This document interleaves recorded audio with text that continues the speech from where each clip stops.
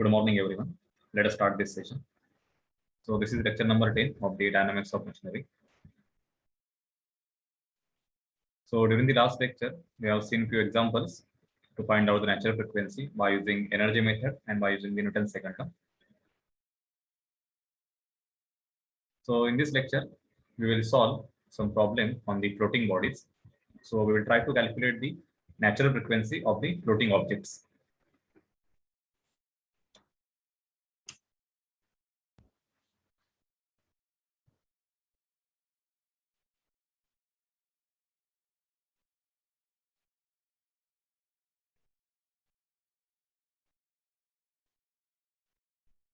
So here in the diagram, one cylinder is a floating .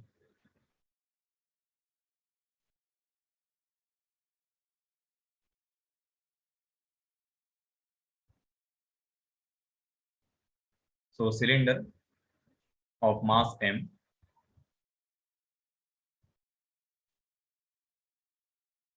is floating in water.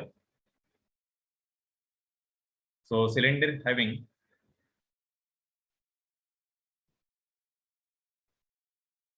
the density rho, or you can take it is a rho cylinder. Its length is L and area of cross section is the capital A. Okay. So density of water, so rho water. So this is standard 1000 kg per meter cube. Okay. So it is floating in this water.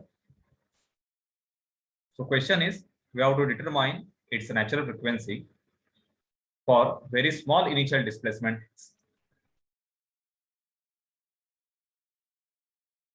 So calculate the omega n for a very small displacement x. Okay. So before we calculate this omega n by analytical method, okay, so we will solve this problem on the floating objects by using the Newton's second, because it is the easiest method to solve these problems. Okay, so before that, we will try to visualize how this oscillation will take place. Okay. So in order to oscillate this system, so initially this cylinder, that is the weight of the cylinder, okay, it is equally balanced by the buoyancy force which is offered by the water. Okay. So that means initially system is not oscillating, it is at the rest position. So all the forces, that is a weight force, it is equally balanced by the buoyancy force which is offered by the water. Okay. Now suppose we want to oscillate this system or to vibrate this system with some frequency, then we need to provide some initial displacement in the downward direction. That means we need to press that cylinder in the water by applying some initial force. Okay. So as long as that force is acting on the cylinder, it will remain in the depressed position. Okay. So once we remove that force, then it will start oscillating due to its inertia forces and due to the buoyancy forces which is acting on the cylinder. Okay. So let us see, when we apply some initial displacement x, okay, then this cylinder, it will slightly move in the downward direction, and at the same time this water, it will move in the upward direction. Okay, that means it will displace the water. So this is the initial displacement. Okay, so initially, so both these lines, they represent the equilibrium position for the water and for the cylinder. Okay. So once we apply some displacement x, you can observe here the cylinder moves in the downward direction by x displacement,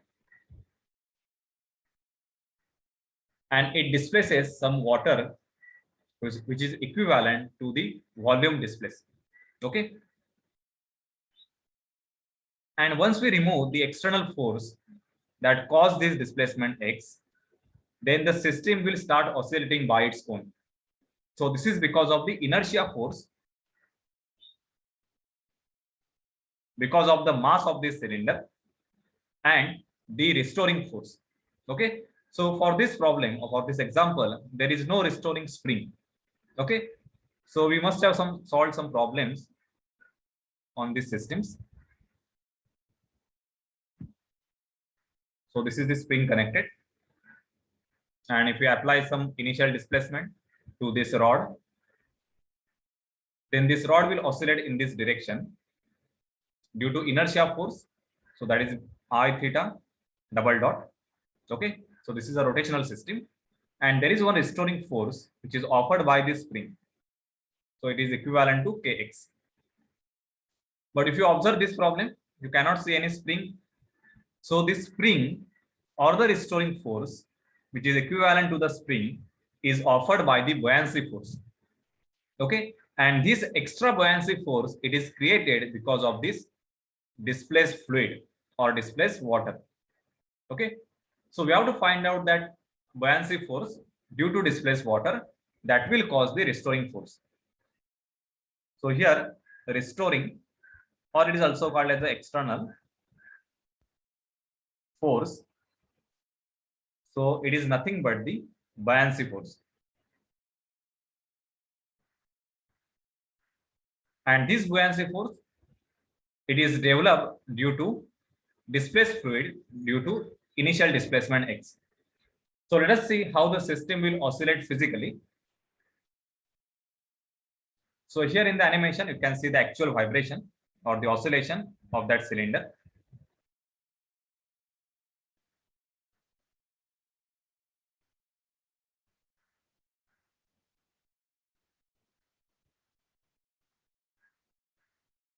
So this complete system, it will oscillate about this mean position or a mean line.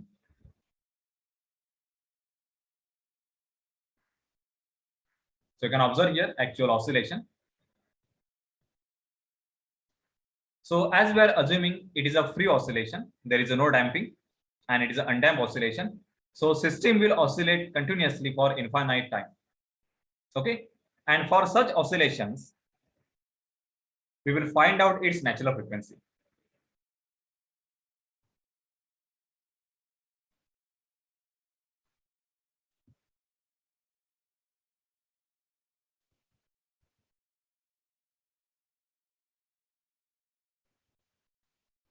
So let us see how to use the Newton's second law to find out the natural frequency for such floating objects. Okay.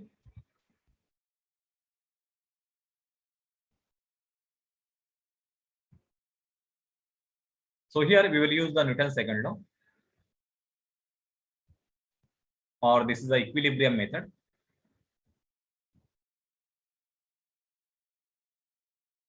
Or this is also called as the D'Alembert's principle.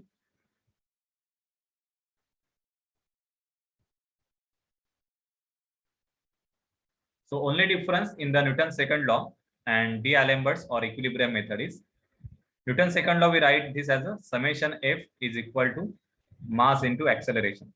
Okay. And this D'Alembert's method, it is written as summation of F minus ma. This is equal to 0. Okay.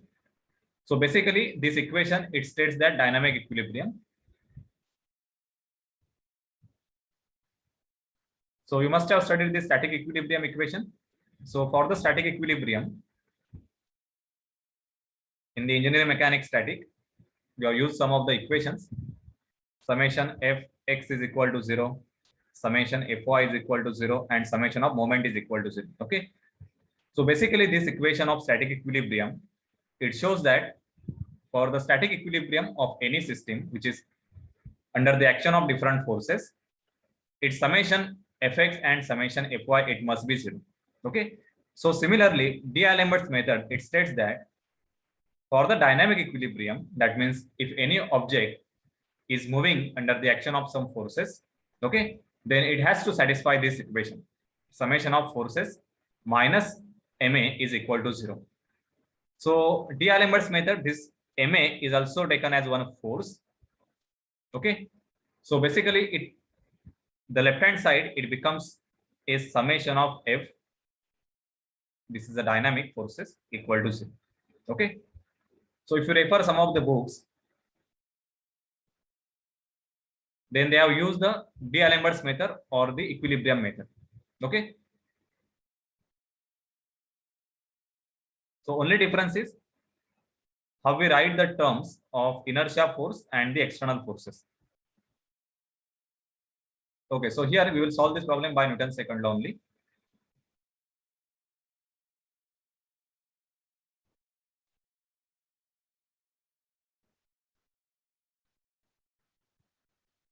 Okay, so this is our basic equation. Summation F is equal to mass into acceleration. And this is the inertia term. And this summation of F, it represents the restoring forces or the external forces. So for Newton's second law, we need to draw the free body diagram.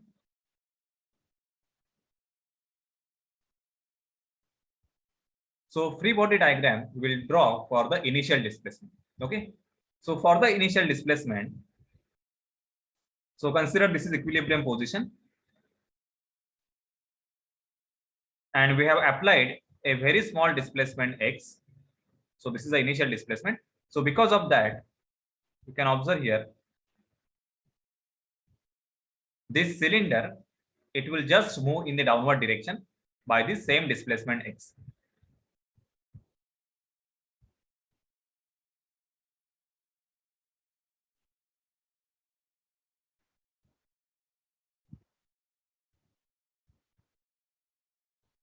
Okay. And because of this downward displacement of this cylinder,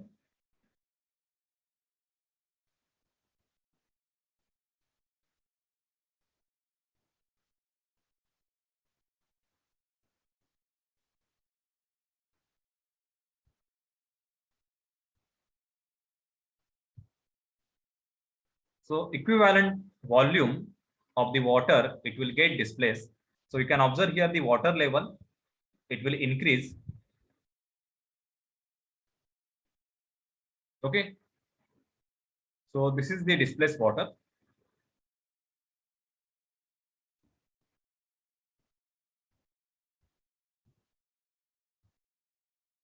So this is the x.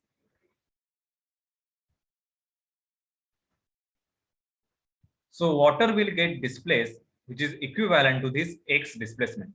Okay. And this displaced water, it will provide the external force. That is nothing but the buoyancy force. So buoyancy force, it will act in the upward direction. So you must have studied the buoyancy force in the fluid mechanics. So this is the buoyancy force, which will act on this cylinder. Okay. So now we will draw the free body diagram.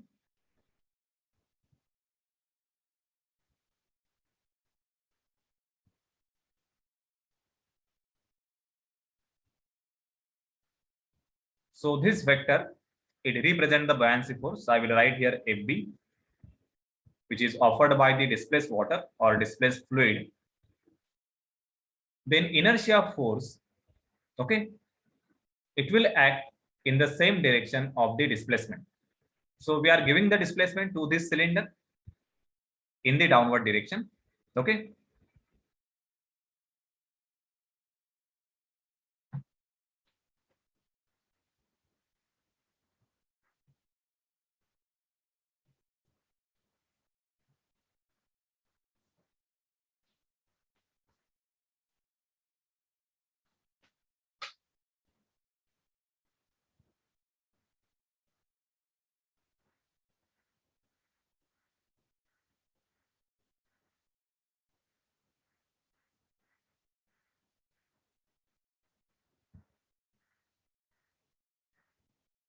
So this is the x displacement, that is the initial displacement. So its acceleration vector or the velocity vector, it will be in the same direction. So this is the x double dot. Okay. And therefore we will consider its inertia force or the inertia vector. This is mass into acceleration. So here acceleration is nothing but x double dot. Okay. So this is also in the downward direction. So this is mx double dot. Okay. So now here we have got the inertia force and the external force. So now use this in the Newton's second law equation. So we will get summation of force. So left hand side, it is the external forces. So it is nothing but the buoyancy force. So this is FB. So I have taken this as a positive because upward is the positive direction. Okay. And this mx double dot, it is in the downward direction. So on the right hand side, its sign will be negative and it is mx double dot. Okay. So now just rearrange this equation. So we will write this as a FB plus mx double dot. This is equal to 0.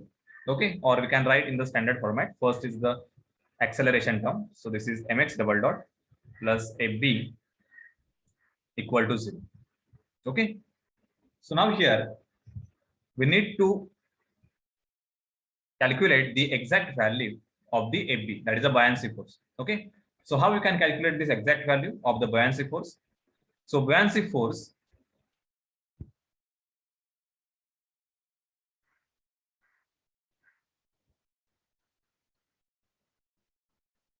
so this is equal to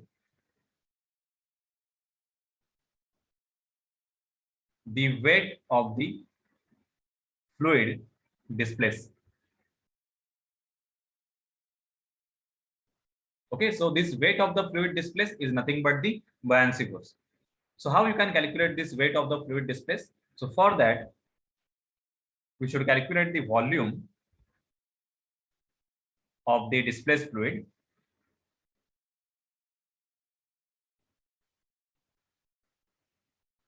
Okay, and multiply this volume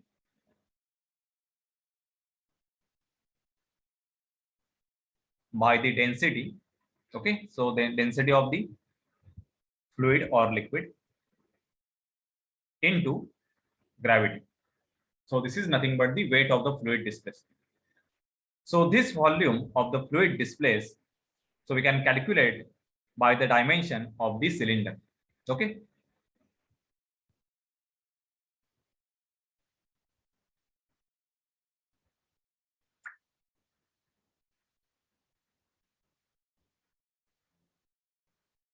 So this cylinder, it is having the cross section A.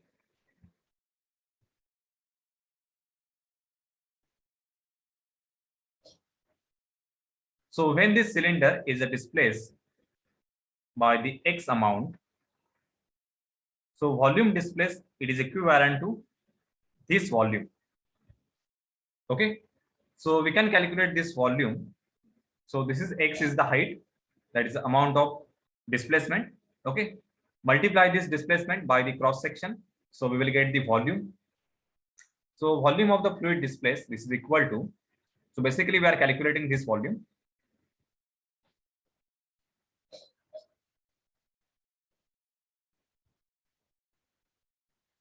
So this is the volume displaced. Okay.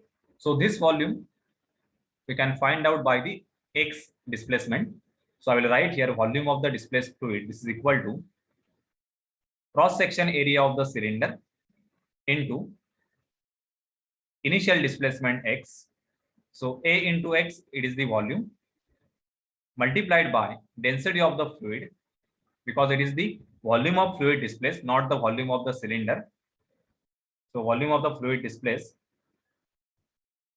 So this is density of the fluid into G. Okay. Now put this value or put this equation in the FB. So we will get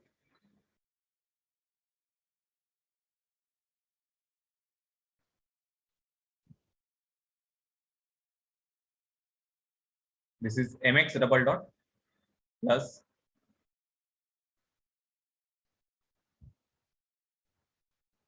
area of the cylinder into X displacement into density of the fluid into acceleration due to gravity. This is it. Okay. So now here you can put the value of the mass of the cylinder in terms of its density, if the density is given. Okay. So mass of the cylinder, this is equal to density into volume. So density of the cylinder into total volume of the cylinder. Okay. So total volume is equivalent to its length. So in the problem, this length is given as a L. This cross section is capital A. Okay. And its density is given as a rho cylinder. So sometimes exact value will be given. So rho cylinder, suppose it is a 500 kg per meter cube. Okay. So now we write here, volume of the cylinder is equal to its area of cross section into its total length L into density of the cylinder. So this is the mass of the cylinder. So put this value here.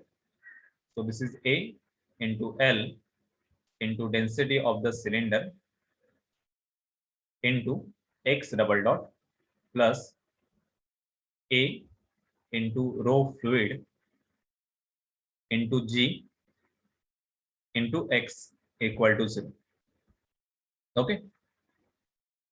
So write this equation. So basically this will become the equation of motion.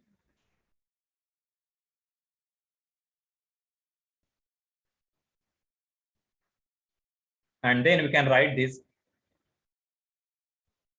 in the standard form of the simple harmonic motion. So here we can cancel out this A. So this is rho fluid into G upon rho cylinder into L into X is equal to 0. Okay. Now this term in the bracket, so this is nothing but the omega n square. So from this we will get the omega n. This is equal to density of the fluid into G upon density of the cylinder into L. Okay. So its unit will be radian per second. So this is how we can calculate the natural frequency for the floating bodies. So here I have just taken the example of the cylinder. Okay. So you can calculate the natural frequency for other objects like sphere, okay, or a rectangular block. So only important point is you have to calculate, or you should calculate the buoyancy force correctly. Okay. And for the buoyancy force, you should calculate the volume of the fluid displaced because of the initial displacement x. So once you calculate the volume of fluid displaced, you can easily calculate the buoyancy force. So buoyancy force is equivalent to this volume. Okay.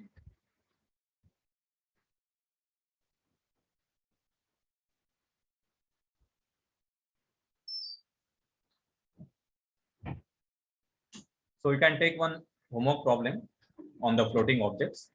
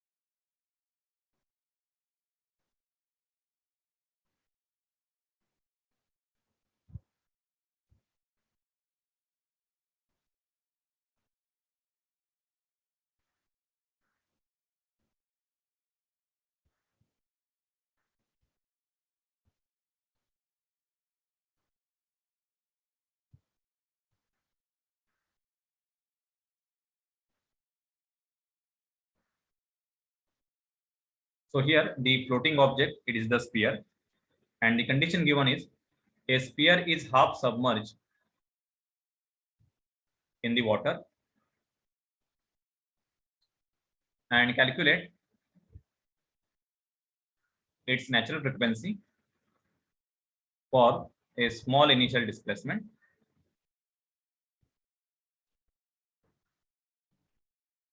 x. Okay. So mass of the sphere. So this is a m. Its density is a rho sphere. So these are the general values, and its radius is r. And the fluid is the water. So get the relation or the equation for the omega m. Okay. So try to complete this problem.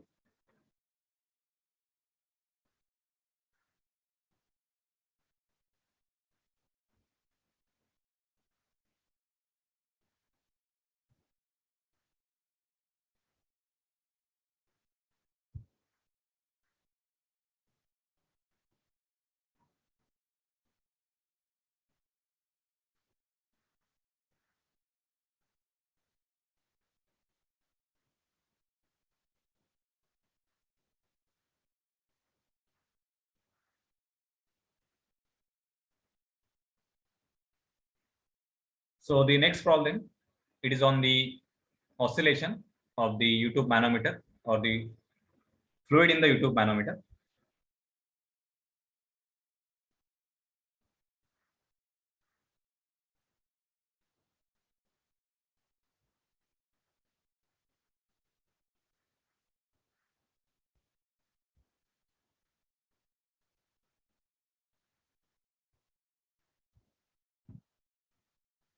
So here the question is determine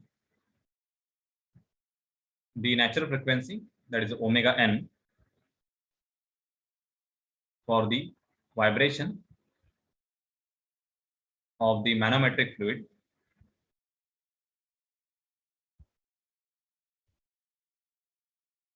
for a small initial displacement x. Okay. So total length,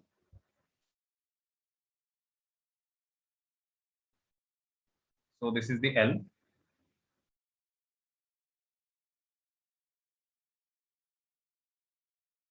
The density of the fluid, just take this as a rho fluid.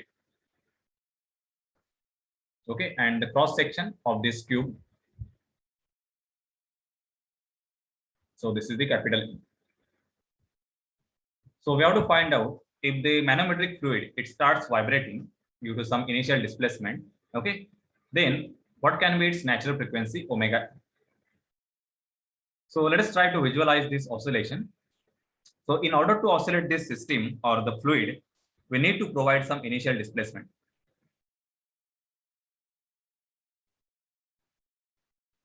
So just imagine we apply some force on this layer of the manometric fluid.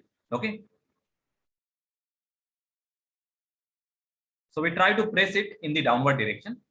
So that will be the initial displacement. Okay. So we will consider this as a x.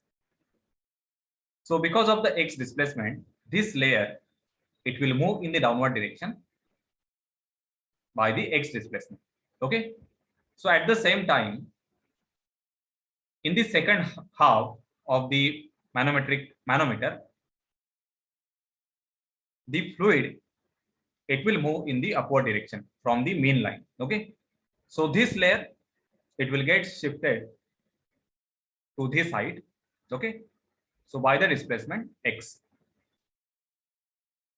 And once we remove the force which is applied on this layer, then liquid try to occupy its original equilibrium position. Okay. And then system will start oscillating about the mean line. So let us see this animation.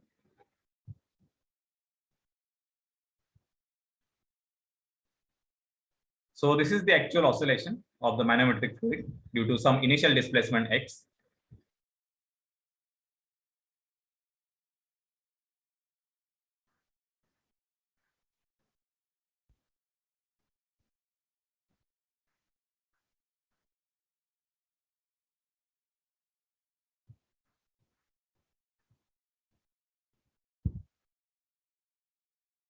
So to find out the natural frequency, We will draw the free body. We will solve this problem by Newton's second law only.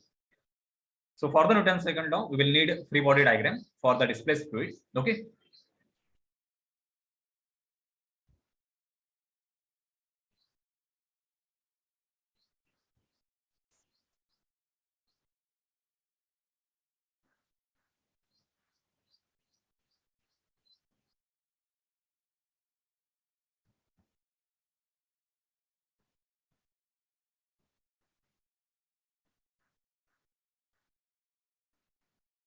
So for the free body diagram, assume the displaced position. Okay.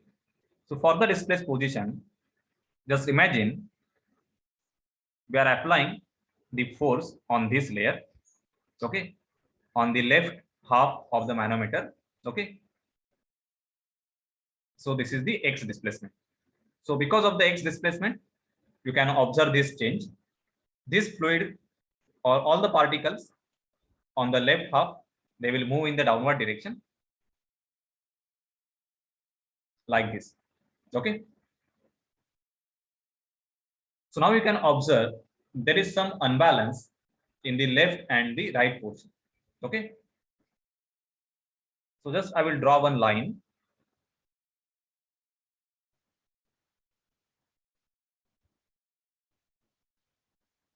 So now here, by referring this line, you can easily find out what is the restoring force.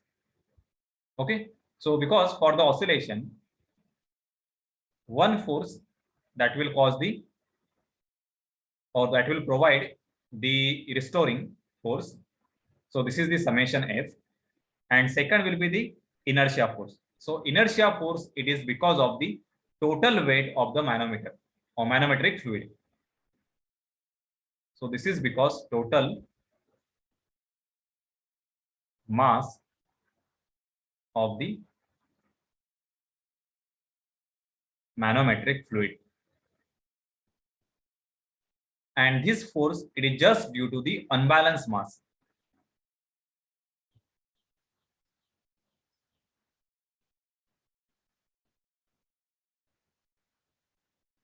Okay, so when we refer this displaced position, which is the initial displacement X, and by referring this line, you can observe here this complete portion,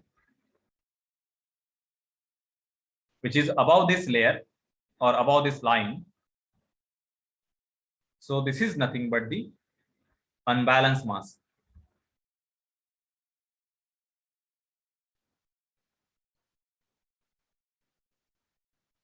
Okay, so this unbalanced mass, it will provide the necessary restoring force in order to oscillate the complete manometric fluid. Okay, so let us try to find out the exact equation for this unbalanced mass. Okay, so I will just take this fluid element. So this fluid element, it will be similar to a cylinder. Okay, because its cross section is circular.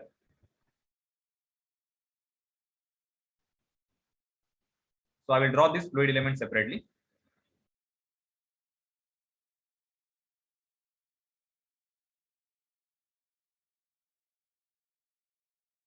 So this is the unbalanced fluid element.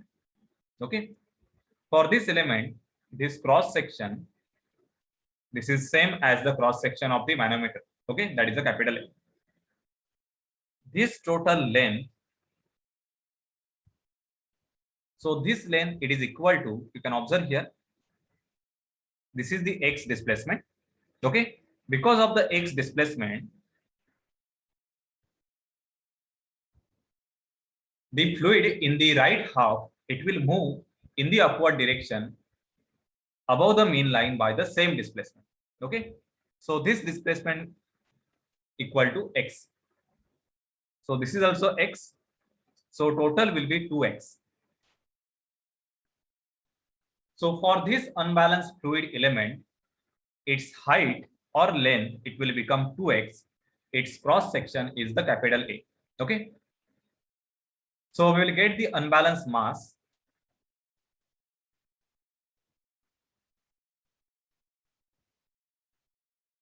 This is equal to,